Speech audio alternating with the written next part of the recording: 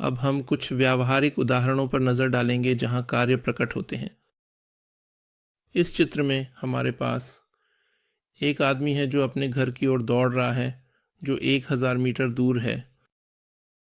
वह 2 मीटर प्रति सेकंड की गति से दौड़ रहा है और जब समय 0 सेकंड है तो वह 1000 मीटर दूर है। तो सवाल यह है, समय t सेकंड के बाद उसका घर से दूरी क्या होगी? तो ये उसके घर से दूरी होगी जब समय t सेकंड हो जाएगा।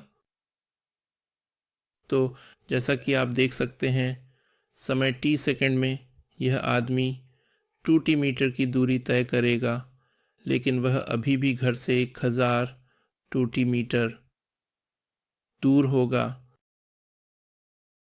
और फिर निश्चित रूप से जब t 500 सेकंड होता है तो वह घर पहुंच जाता है, लेकिन जब तक वह घर नहीं पहुंचता तब तक उसका घर से दूरी इस कार्य द्वारा दर्शाई जाती है जो दिखता है जैसे 1000 माइनस 2t।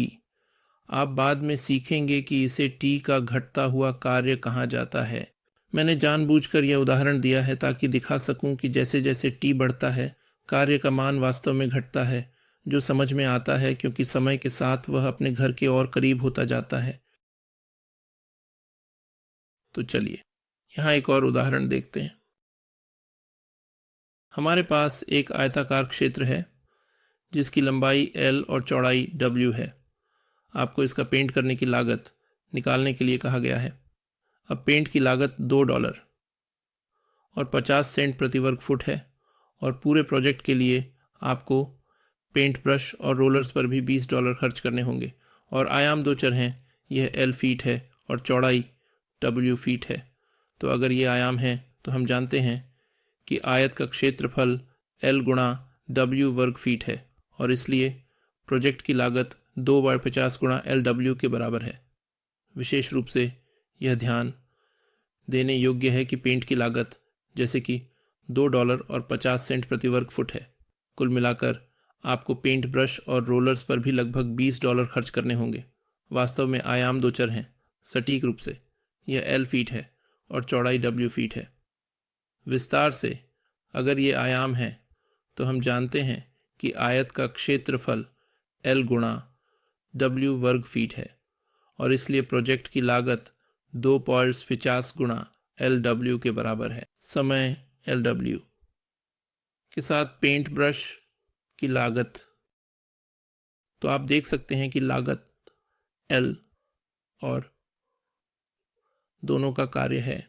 तो ये उस चीज़ से अलग है जिसे हमने देखा। हम इसे लागत कार्य कहेंगे। हम इसे C से दर्शाएंगे।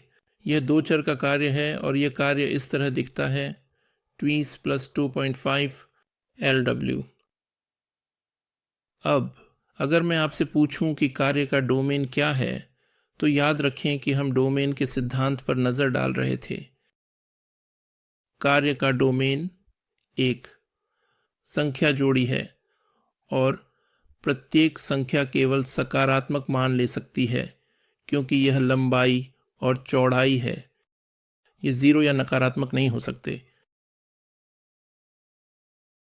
तो यह हमें एक और उदाहरण पर ले आता है जिसके लिए मुझे बोर्ड को मिटाना पड़ेगा दुर्भाग्यवश। काश मैं इसे एक ही बोर्ड पर रख पाता, लेकिन ठीक है। तो अगला उदाहरण कुछ ऐसा होने वाला है